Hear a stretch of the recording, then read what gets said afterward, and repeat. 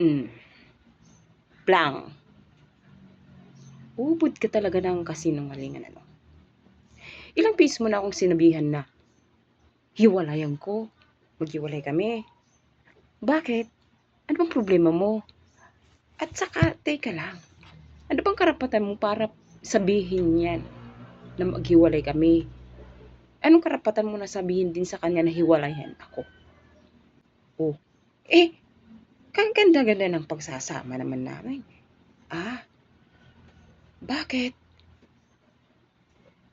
Ilang taon na ba na paulit-ulit mong sinasabi yan na maghiwalay kami?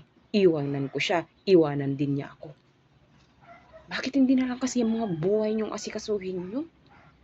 Hindi yung pinakikialamanan mo kami? At saka wala kang karapatan na sabihin yan sa akin. Sa amin na maghiwalay kami. Magandang pagsasama namin. No? Ngayon tinatanong kita. Sasabihin mo, wala kang sinasabing ganun. Oh, so sino ang ulbod ngayon? Ako? Ako ang siraulong gagawa ng istorya ng ganon? Nakakawa ka naman, no? Ewan ko sa'yo kung bakit ganun. Ulit-ulit mo na lang ginagawa yan. Ulit-ulit na lang.